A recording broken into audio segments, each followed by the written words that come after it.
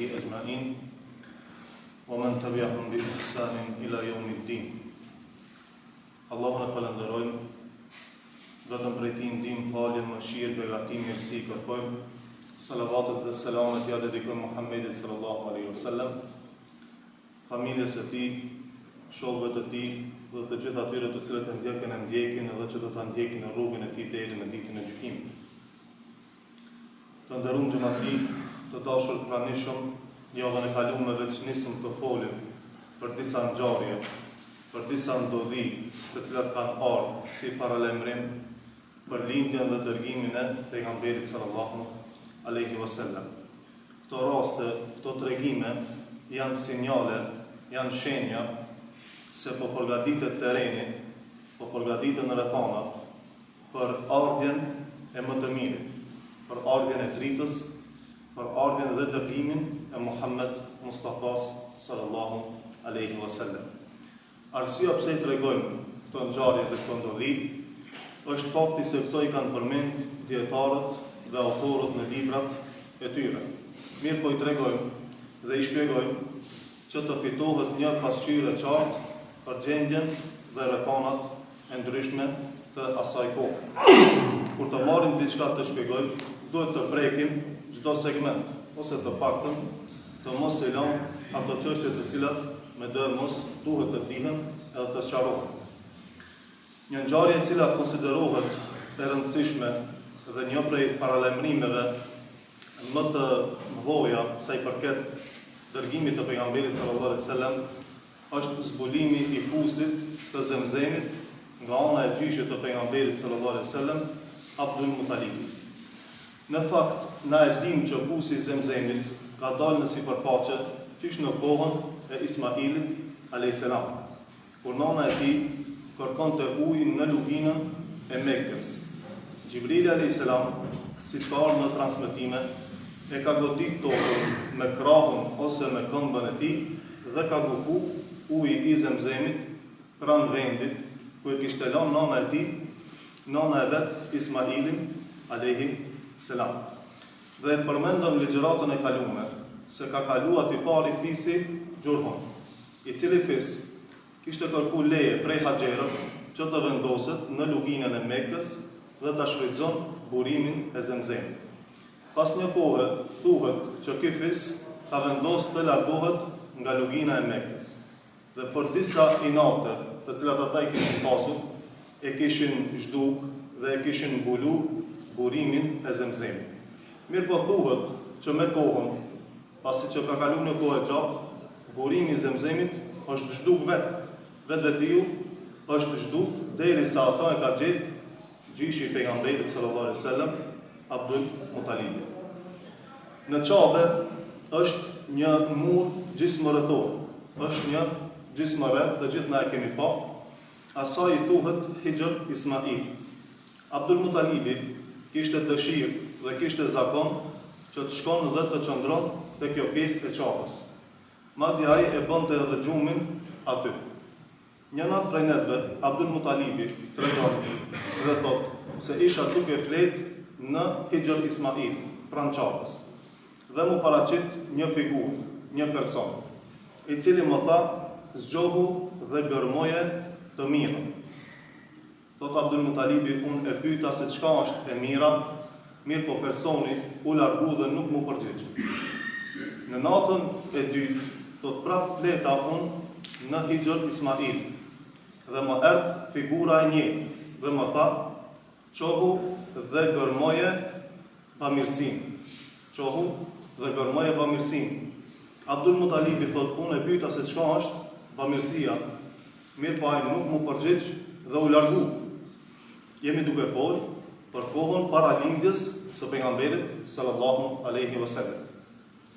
Në natën e tretë, thot prap më paraqit personi, figura e njëjtë, I cili më tha, qohu dhe gërmoje me dnunën.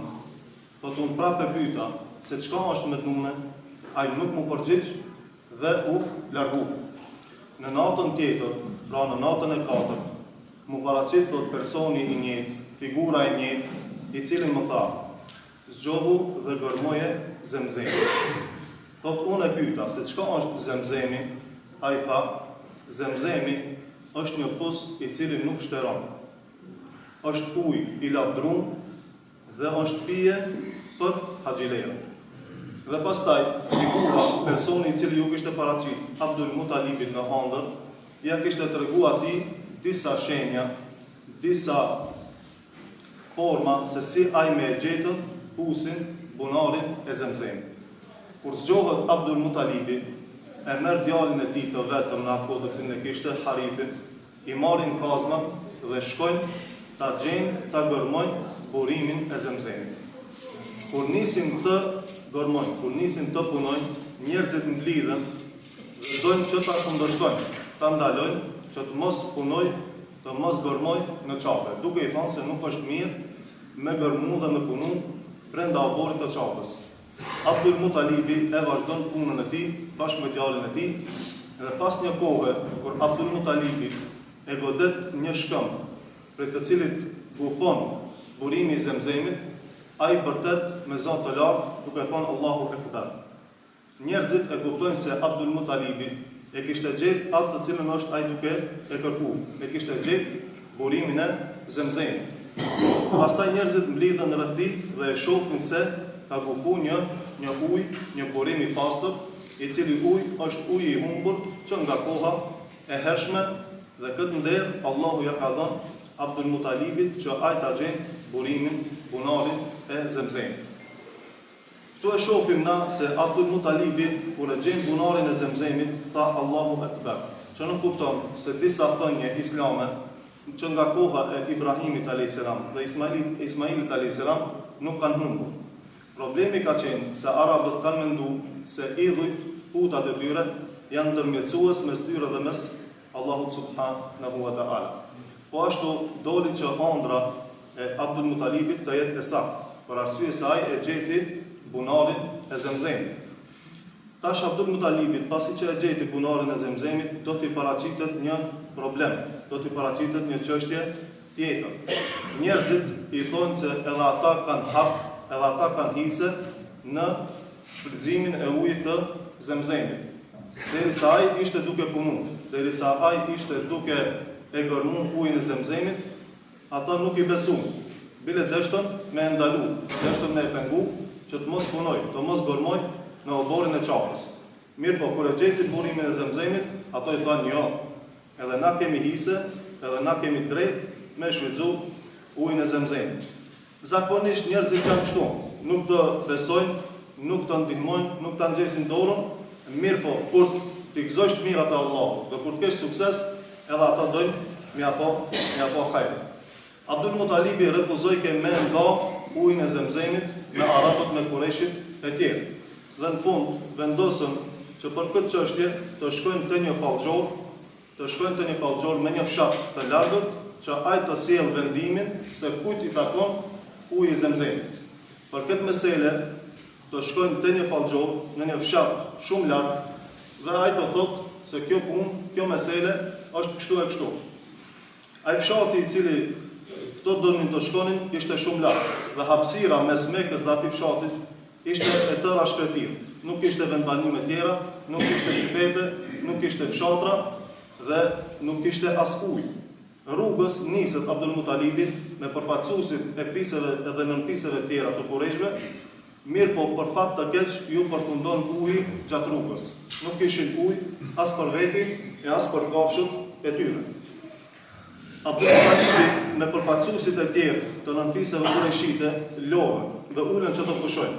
Nuk kishin ujë, ishin midis shketinës, ishin midis thacirës dhe vendosin që secili ta hap varrin e vet me durët e veta përderisa kishin takat, përderisa kishin forcë. Dhe ashtu ja bëjnë, secili e hap varrin e tij dhe thonë se kush do të desi parin, atë të tjerët do ta varosin. Në një moment Abdul Mutalibi thotë se ky vendim nuk është i mirë.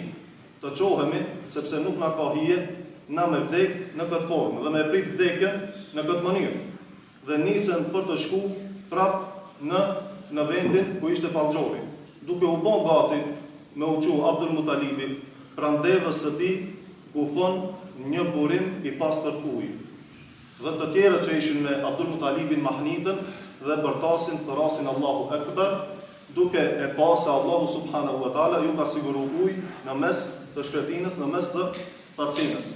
Dhe kështu Abdul Mutalibi i thërret të gjithë në nëfise tjera që të marrin ujë dhe të mbushin enët e tyre dhe hekin dorë për me shku të Pallxhori. Dhe i thonë se do të kthehemi për arsye se ai i cili ta ka dhënë ti këtë ujë midis shkretinës, midis tacinës, ai ta ka dhënë ti Zemzemin atje në Mekë.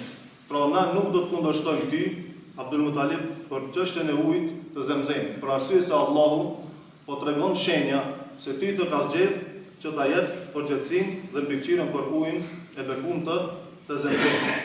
Dhe prej asaj dite askush nuk e ka kontestuar, as nuk e ka kundërshtuar Abdul Mutalibin dhe familjen e tij për përgjegjësinë e ujit të Zemzemit. Allahu subhanahu wa taala ishte dashur që ta veçon familjen e pejgamberit sallallahu alaihi wasallam, dhe kjo është një prej shenjave të mëdha të paralajmërimeve për ardhmën e pejgamberit sallallahu alaihi wasallam, se zbulimi i fusit të Zemzemit, i hapjes së tij, është shenjë se diçka e madhe së shpejti do të ndodhë. Pra do të zbulohet një burim i madh uji, i cili nuk shtëron asnjëherë në prag të lindjes dhe dërgimit të pejgamberit sallallahu alaihi wasallam. Uji i Zemzemit është një ujë shumë i begatshëm, është një ujë shumë i pastër, është uji më i shëndetshëm në botë dhe Allahu e ka dërguar këtë ujë dhe e ka rizbuluar në prag të lindjes së pejgamberit sallallahu alaihi wasallam, pikërisht nga gjyshi i pejgamberit sallallahu alaihi wasallam Abdul Mutalibi. Për këtë ujë dhe për të mirat e tij, për mirësitë e tij, begatitë e tij, inshallah do të flasim ndonjëherë tjetër. Gjyshi i pejgamberit sallallahu alaihi wasallam kur e rizbuloi Zemzemin, e kishte vetëm një djalë, e kishte vetëm Harithën. Dhe kur u mbledhën njerëzit për ta penguar, për ta ndaluar nga zbulimi i fusit të Zemzemit, ai e pa që ishte pa krah, e pa që ishin vetëm dy vetë, duke e pa se në fikse tjera kishin shumë burra dhe kishin shumë meshkuj të tjerë. Dhe e luti Allahun, po ashtu i premtoi Allahu subhanahu wa taala që nëse Allahu jep 10 djem, ai njërin prej tyre do ta bën kurban për hir të tij. Këtë premtim ai ja kishte dhënë Allahu subhanahu wa taala. Kjo na kujton neve ngjarjen e Ibrahimit alayhis salam, sepse edhe Ibrahimi alayhis salam kishte dashur që ta bën kurban, apo ishte urdhëruar që ta bën kurban djalin e tij Ismailin. Edhe gjyshi i pejgamberit sallallahu alaihi wasallam Abdul Mutalibin kishte premtuar Zotit se nëse Allahu ja jep 10 djem, ai njërin prej tyre do ta bënte kurban. Vitet kaluan dhe me të vërtetë Allahu subhanahu wa taala ja fali Abdul Mutalibit 10 djem. Më i riu prej tyre ishte Abdullahu, baba i pejgamberit tonë sallallahu alaihi wasallam. Dhe tash kishte ardhur koha që Abdul Mutalibi ta mban premtimin e ditës të cilën ja kishte dhënë Allahu subhanahu wa taala. Dhe vendos që këtë premtim do ta tregon djemve të tij, të cilët e pranojnë vendimin e babës së tyre. Vendosin që punën e flijimit, punën e bëmjes kurban, ta përcaktojnë me anë të shortit. Dhe shkojnë në çadër të hedhin short. Për fat, shorti i bie Abdullahu, babës së pejgamberit sallallahu alaihi wasallam. Abdul Mutalibi e merr djalin e tij Abdullahun, të cilin e donte më shumë se të tjerët, dhe e çon te vendi për ta bërë kurban. Nga njëra anë mlidhen gratë e familjes, pra nona e Abdullahut me gratë e tjera. Pastaj mlidhen njerëzit dhe pastaj edhe vinë edhe tajt e Abdullahut, babës së pejgamberit sallallahu alaihi wasallam, të cilët thonë se janë të gatshëm që ta paguajnë gjakun e Abdullahut, gjakun ta shpagujnë atë, qoftë edhe nëse bëhet fjalë për pasuri të madhe, dhe mundohen ta bindin Abdul Mutalibin që të heq dorë nga flijimi, nga bërja kurban e djalit të tij. Abdul Mutalibi në fund bindet që të shkojnë te një grua e urtë në Medinë, në Yathrib, që ajo t'ju tregon se si me e shly këtë premtim, të cilin ai kishte dhënë për ta fliuar një djalë të tij për hir të Allahut, nëse Allahu ja jep 10 djem. Abdul Mutalibi merr disa djem të tij dhe shkon në Medinë, shkon në Yathrib, te gruaja e urtë, dhe i thonë, ja tregojnë meselën. Ajo ju thotë, hajdeni nesër, se unë ju tregoj se çka do të veproni. Kur shkon të nesërmen, ajo ju tha, sa është shpagimi i gjakut të ju, Abdul Mutalibi, dhe djemt e tij u përgjigjën se është 10 deve. Atëherë tha, keni me bë kështu, keni me shku në vendin e juve dhe në njënën anë keni me nxjerr 10 deve, në anën tjetër keni me nxjerr djalin e juve, Abdullah. Nëse shorti i bie djalit juve, atëherë keni me shtu edhe 10 deve tjera. Kështu keni me vepru derisa shorti t'ju bie deveve. Abdul Mutalibi me djemtë e tij me nxitim u kthin në Mekë. E morën Abdullahun, i morën devët dhe shkuan në Çabe. E tash po hedhin shok. Dhe i nxjerrën me në anë 10 deve, në anën tjetër djalin e tyre, Abdullah. Kur nxjerrën short për herë të parë, shorti i bie Abdullah. Pastaj duhet i shtojnë edhe 10 deve tjera. Dhe çdo herë që hedhin short, shorti i binte Abdullah. Derisa numri i deveve u bën 100. Kur arriti numri i deveve 100, atëherë shorti u ra deveve. Dhe vendosën që ta pitherin devët dhe ta lejojnë Abdullahun, babën e pejgamberit sallallahu alaihi wasallam, që të jeton. Ky ishte shpagimi për premtimin të cilin e kishte dhënë Abdul Mutalibi, gjyshi i pejgamberit sallallahu alaihi wasallam, për thirrjen e një djalin që Allahu ja fal 10 djem. E kjo është një prej shenjave dhe udhësive të dërgimit të pejgamberit sallallahu alaihi wasallam, për arsye se nëse do të bëhen kurban baba i pejgamberit sallallahu alaihi wasallam, atëherë Muhamedi sallallahu alaihi wasallam nuk do të vinte në jetë.